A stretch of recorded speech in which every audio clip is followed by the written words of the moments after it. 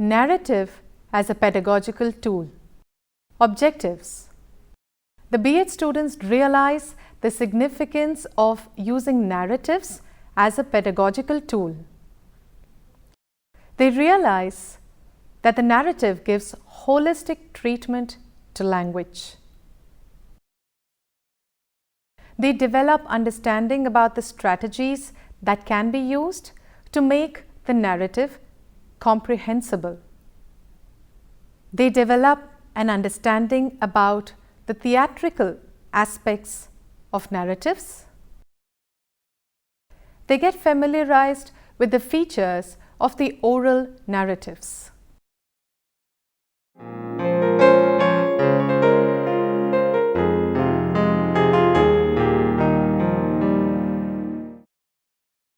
In one of our earlier lessons, we had discussed in detail various aspects of teacher talk. We had also discussed how code switching can be used as a pedagogical tool, especially at the beginning stages for ensuring comprehension. Oral narratives and the interaction that follows can together make a vital component of teacher talk. In the present lesson, we will analyze in detail the narrative as a pedagogical tool and how it can be made more comprehensible. Any ideas why we are proposing narratives for giving listening inputs to learners? Children like to listen to stories. That is true. They'll be curious to know how the story progresses and comes to an end, won't they? Of course they will. Anything else? Narratives make use of the emotive aspects of the language. Who would like to elaborate on this point? For example, when we listen to the story of Ponnamma in an earlier version, we are emotionally disturbed. We can actually feel her pain. Yes. The narrative serves to register the character emotionally in the minds of the listeners and readers. We have seen that the narrative contains descriptions and dialogues which too are discourses. Yes, we can say that narratives allow holistic treatment of language as they can accommodate other discourses. What about the linguistic content of the narrative? What types of sentences and expressions feature in narratives? I think it can accommodate different types of sentences. Like what? Statements, questions, and sentences expressing strong emotions, short responses, etc. That's right. In this sense also, narratives provide holistic linguistic input to the learners. Moreover, the oral presentation of the narratives takes care of various aspects of voice modulation. In the coming modules, we will have more to learn about narratives.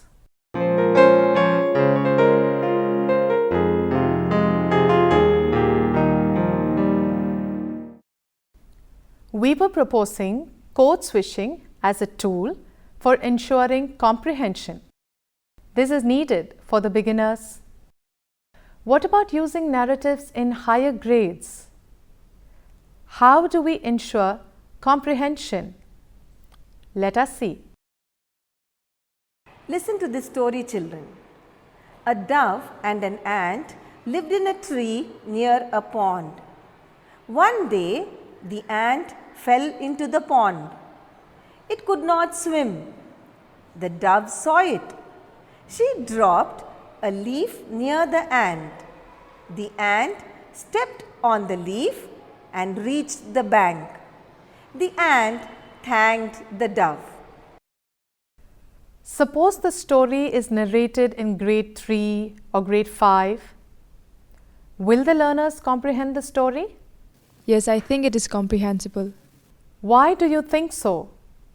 It is a simple story We have seen similar simple stories in English primers. What criteria do you use for rating a story as simple? The sentences are simple in terms of structure. Anything else? The vocabulary is not very heavy. Anything else? The number of sentences is less. Here, simplicity parameters are decided based on the implicit notion that the learners will be able to store the story in their memory and reproduce it as and when required. But it is doubtful whether children will be able to comprehend the story. A few strategies can be worked out to ensure comprehension. One of them is interaction prior to the presentation of the narrative. Children, do ants live alone or in families? Why do you think so? Yes? Ants live in large families. We don't usually see a lonely ant. Thank you. Where do you think the other ants are? Yes? They may be somewhere else. They may be somewhere else. I'll show you a picture. What do you see in the picture? You see the ant, the colored picture here. What do you see this here? Some flowers, the mango flowers. Where is the ant moving, you think? Yes, Shipra? The ant is moving towards the mango flowers. The ant is definitely moving towards the mango leaves and more mango flowers. Why do you think the ant is moving towards the flowers? Yes, Anusha? I think there may be honey in them. You may think that there is honey in them. Now listen to a story. Another strategy is including images in the story. On the wayside, there was a pond. What a big pond! And how many water lilies! White lilies, red lilies, big green leaves. How beautiful! The pond is full with water. Of course, it is a clear water. Like on a mirror, you can see your face on it. There is a tree growing near the pond, a mango tree, not a big one or not a small one, too. It has several branches. Most of the branches are bending over the pond. Now, there are no mangoes on it, but only flowers. Bunch of flowers, not one but many. A fresh smell flows out from them. Ah, what a nice smell! Yet another strategy is to include dialogues and self-talks of the characters. On the topmost branch, there is a nest. A dove lives in this nest. A small white dove with beautiful red eyes. What a nice bird! How beautiful it is! Somewhere on the tree, there is a family of ants. A father ant, a mother ant, and their many children. How many ants? One day, the father ant, mother ant, and the baby ant were sitting on one of the branches. At that point, the wind was blowing. They felt the smell of flowers. What a sweet smell, said the ant to himself. Nice smell, said the children. Yes, it is, said the mother ant. Where is it coming from, Mom? Of course, from the mango flowers. I'm sure there is honey in the flowers, said the father ant. But we can't reach there now. Why? The mother ant asked. Using familiar words wherever possible, using proper voice modulation, facial expressions, and gestures can also add to comprehension. The listeners will be able to comprehend the narrative better if the characters are emotionally registered in their minds. See how the narrative continues. Take them to the flowers, the mother ant demanded. Sorry, dear, we can't go there now. But why? Can you feel it? The wind is blowing. But it is not a heavy wind. It is only gentle breeze, said the mother ant. But the father ant was afraid of the wind. He didn't move at all. Please, Dad, take us to the honey, said the little ants. Little ones, how can I take you there now? The wind will blow us away. Please, Dad, we want honey, said the little ones again. Get it for them, will you? Said the mother ant. Okay, let me try. Does the father ant really want to go to the mango flowers for honey? Then, why is he ready to go now? Do you think he is afraid of his wife? The facilitator has to pause the narrative at critical points, thus creating narrative gaps. Meaningful interaction can take place in these gaps.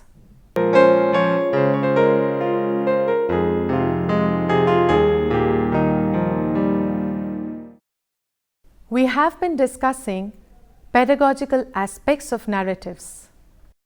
Earlier you saw how the teacher was presenting narrative in a primary classroom.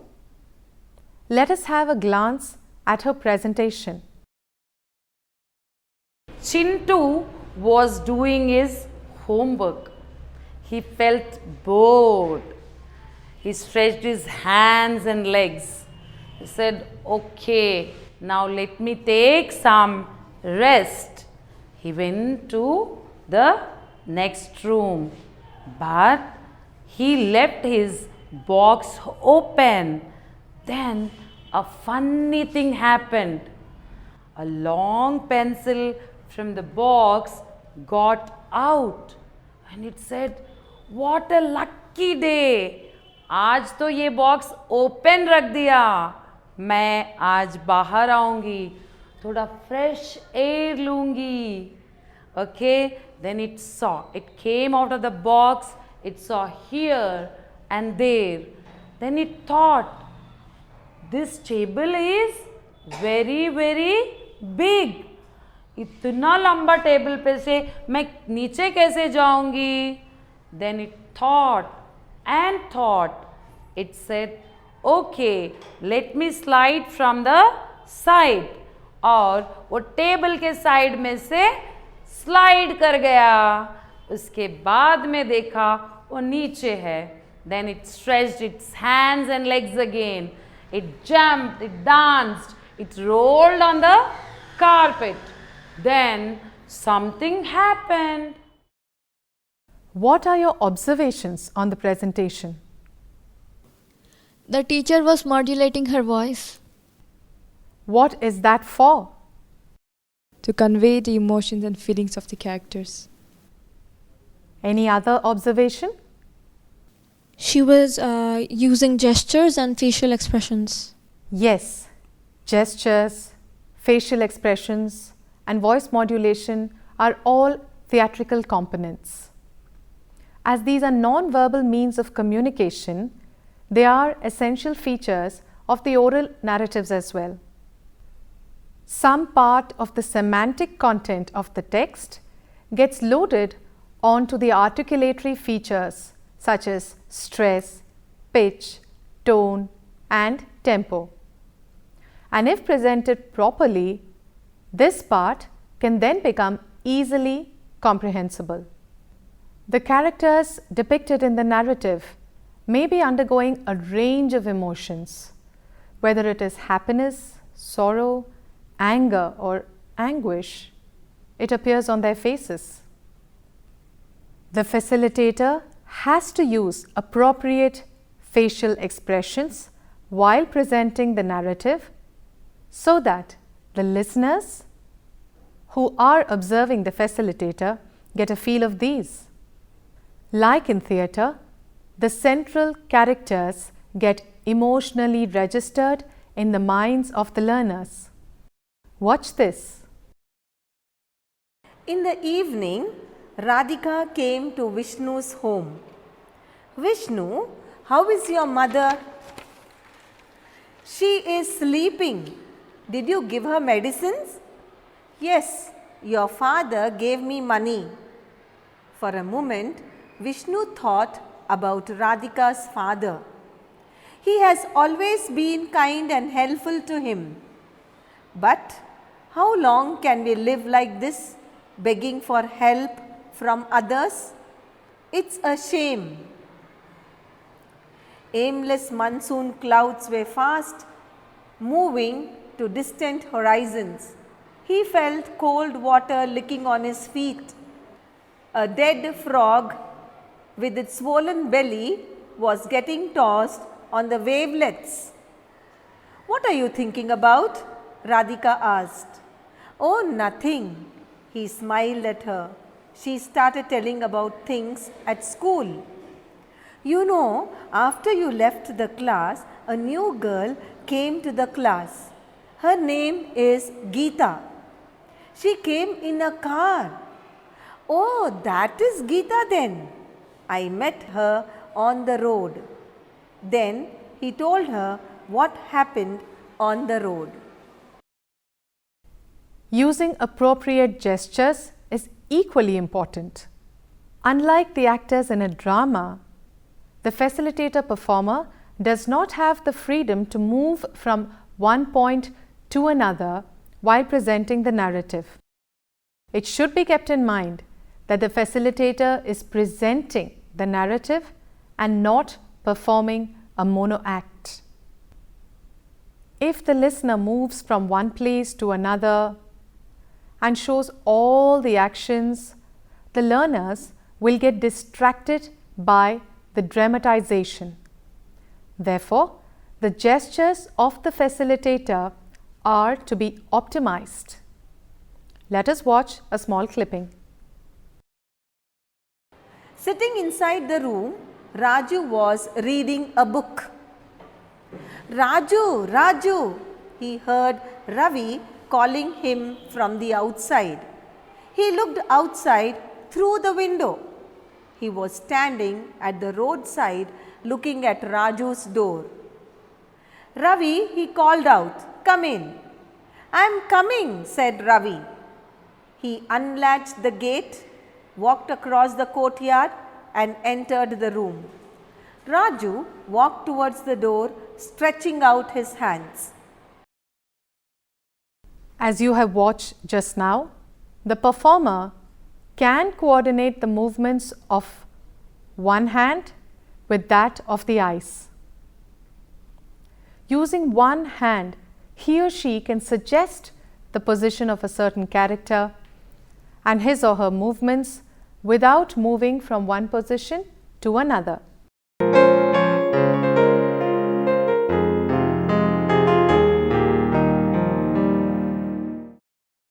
We have already come across some of the features of the narrative that will facilitate better comprehension. There are a few more points to be considered. We have to be selective about the theme to be used for building up the narratives. We will go for themes that belong to the experiential orbit of the learners, that have social and cultural relevance for the learner, that can involve them psychologically,